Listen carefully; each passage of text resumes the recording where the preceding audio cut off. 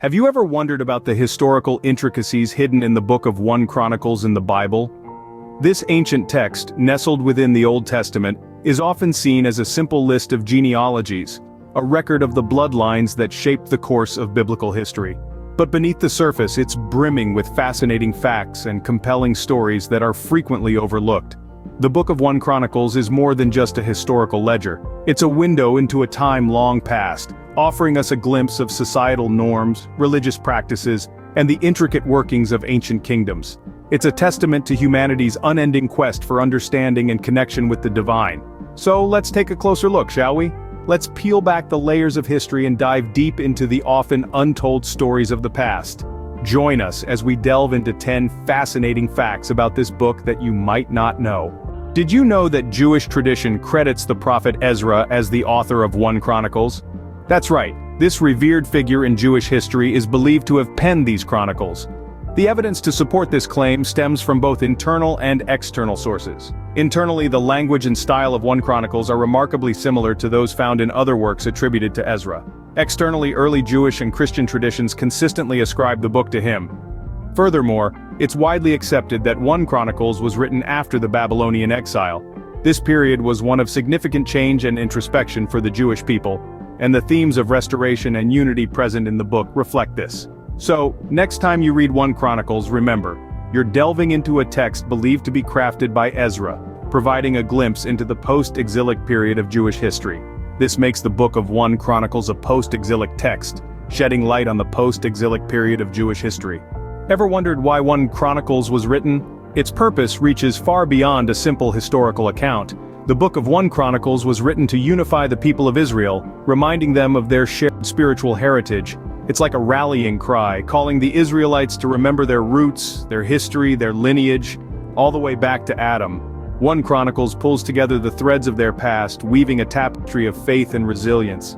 It highlights the importance of the covenant between God and his chosen people, underscoring the role of the Davidic line and the Levitical priests. This unification through shared heritage was not just about bringing people together. It was about solidifying their spiritual identity, reminding them of their unique position as God's people.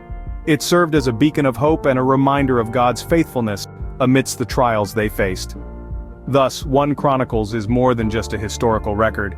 It is a call to spiritual unity and identity. What's so special about the genealogies in 1 Chronicles?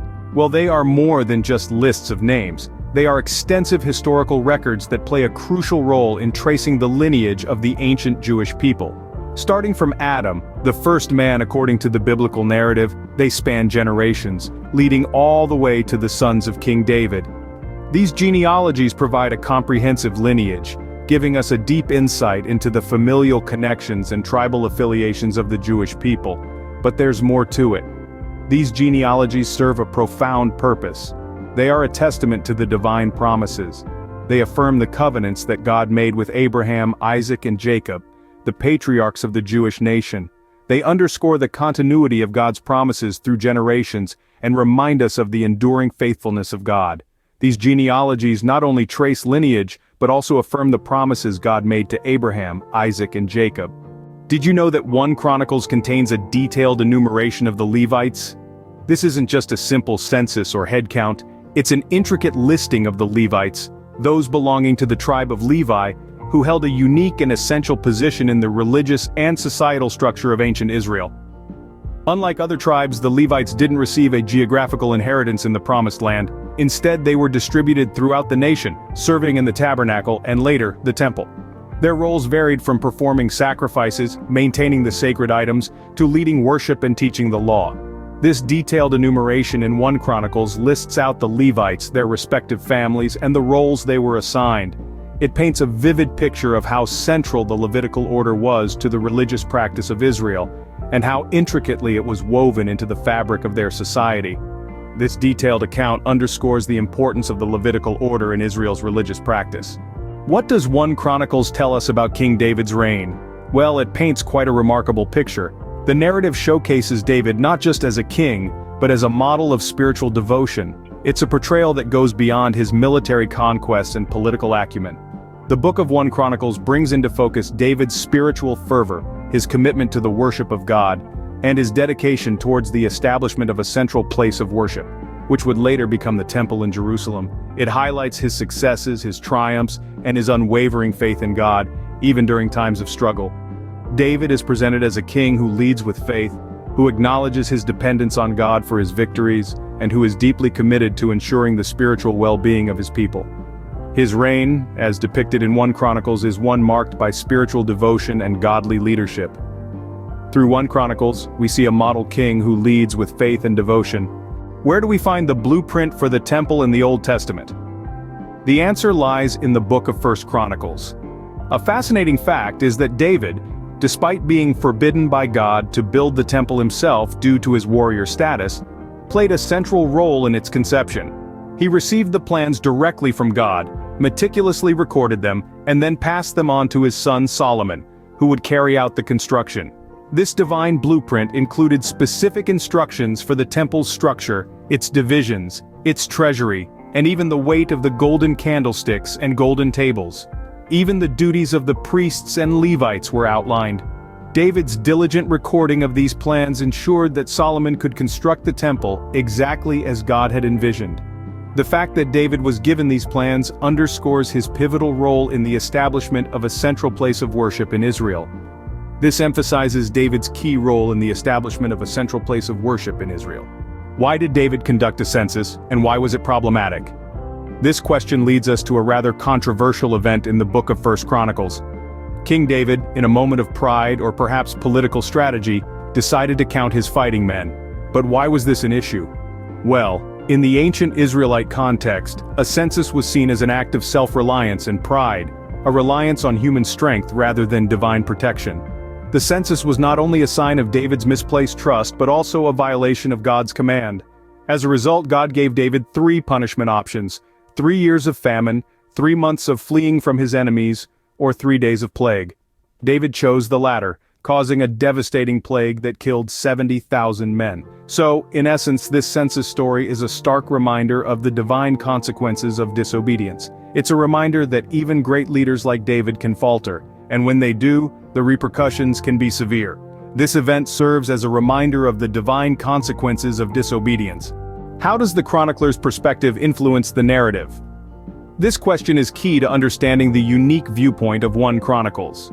The chronicler, writing from a post-exilic perspective, had a distinctive purpose in mind. He was not merely recording history as it happened, but rather interpreting it through a specific lens.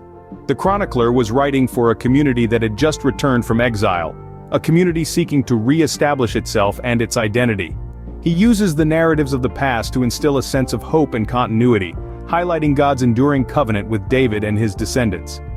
This perspective shapes the narrative and interpretation of the events, placing a greater emphasis on divine intervention, the importance of the temple, and the central role of the Davidic line. The chronicler's perspective thus serves as a guiding light in the interpretation of 1 Chronicles. It reminds us that history is not just a series of events but a narrative shaped by the teller's viewpoint. 1 Chronicles, thus, is not just history but history written from a specific perspective. Why does 1 Chronicles focus on the tribe of Judah? An intriguing question indeed, and the answer lies in the deep-seated significance of this tribe. The tribe of Judah holds a special place in the narrative of 1 Chronicles. It is portrayed as the royal tribe, the tribe that produced King David, a man after God's own heart. The chronicler's emphasis on Judah is anything but arbitrary. It's a deliberate narrative choice underscoring the importance of this lineage. The tribe of Judah is not just the line from which King David descended, but also the line from which Jesus, the promised Messiah, would ultimately descend. This lineage, therefore, represents more than just genealogical information. It carries with it the weight of messianic promise. The chronicler's focus on Judah serves as a beacon, illuminating the path that leads to the fulfillment of God's divine plan. So, the spotlight on Judah is not just about tracing a genealogy, but about tracing God's salvation plan. This lineage focus points to the messianic promise fulfilled in Jesus. What role does music play in 1 Chronicles?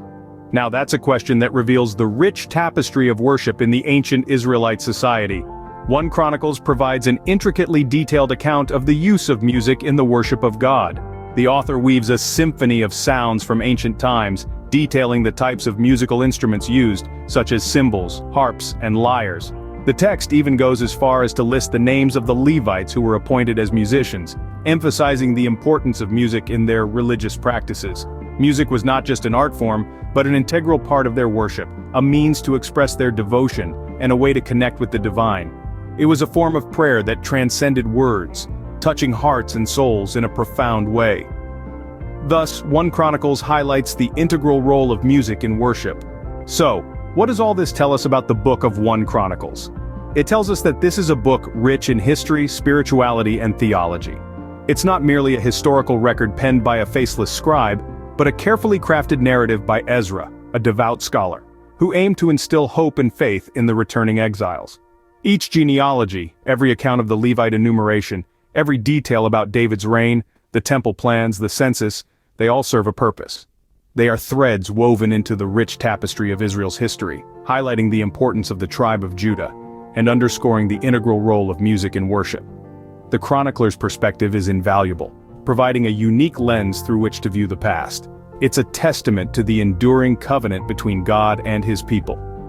So next time you read the Bible, remember, 1 Chronicles is more than just a list of names. It's a treasure trove of history, faith, and divine promises.